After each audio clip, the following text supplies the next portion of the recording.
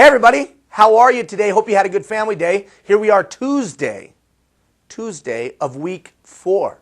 That's right, it's already week 4. It's already been a month. Well, at the end of the week it'll have been a month. So what are we doing? We're talking about that Periclean Athens. We're talking about building something special. We're talking about Fort McMurray, Wood Buffalo, Northern Alberta, and the opportunity you have to do something great that would reverberate all across Canada and beyond. You have the economic opportunity, you have the social opportunity, and I would suggest to you, you have the moral obligation to take the potential that you have and realize it. But we've talked about the fact that to do that, each one of us must be a great leader. But that leadership today is not what it has been in the past. We've talked about innovating. We've talked about changing and being an agent of change. And today I want to talk about being a catalyst for responsibility, getting other people engaged and involved and to take ownership and responsibility for their little corner of the world. How do you do that?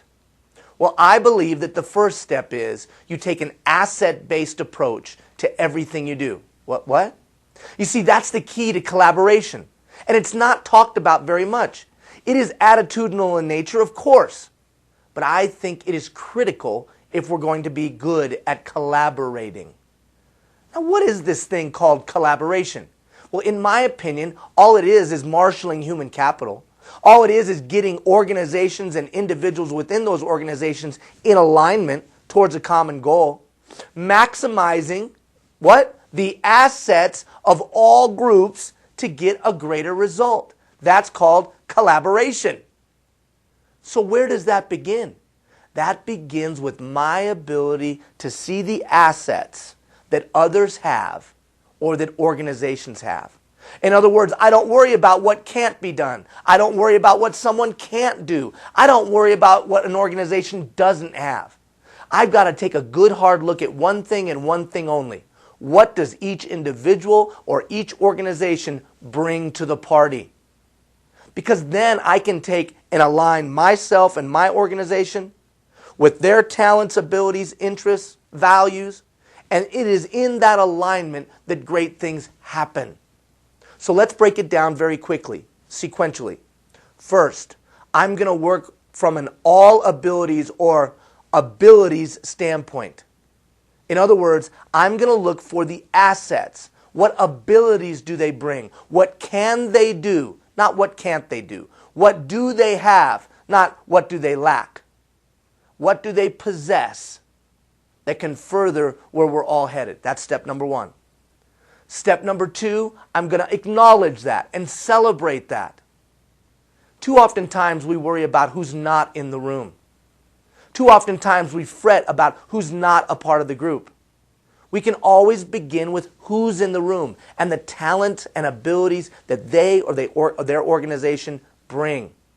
3, once I take this asset-based approach, I then do a full inventory of what talents and abilities we have between those collaborative groups, those other groups involved, and us. Now, invariably, there'll be some gaps. Absolutely, there'll be some gaps. And then what do? Then I make a list of all the people or organizations in my community or my region that could help to fill those gaps. Then next step, I'm going to take and I'm going to make a list. Once I've made that list, I'm going to try to connect in a very personal and real way, like we've talked about in the past. And then I'm going to go have a conversation, a chat with those individuals or groups. Explain to them authentically and sincerely what we're attempting to do. And remember the keys to those chats, listening to their needs, their wants, and their desires. And once I understand them fully, showing how what they want to do and what we want to do is in alignment. An asset-based approach to collaboration. Don't worry about what people don't have, only worry about what people do have. Don't worry about what is lacking, worry about what talents and abilities and assets they bring. Will there be a lack? Of course there'll be a gap. Once you've identified the gap, then you can go and look. But you've built a coalition first. Final note. The key to that coalition or that collaborative group being attractive. You got to walk on high moral ground. What do you mean? See, it's a funny thing. I can gather this group together, and they can become elitist and cliquish. They can become exclusionary. That's the poison of this collaboration or coalition idea. Or I can create a group that everyone would want to be a part of. The beauty of an asset-based approach is that there's tremendous respect. There's tremendous value for all partners because we've identified from the beginning the assets that they bring. So there's a mutual respect. Well, once there's an environment of mutual respect, once there's an environment where all are treated with dignity, where all are valued for the individual things that each person or group brings to the party, that spirit is attractive. It's attractive, and people will be drawn to it. I want you to think about this as you go through your week. And when you sit in meetings, are you worried about what an organization can do or can't do? Are you worried about what individuals can do or can't do?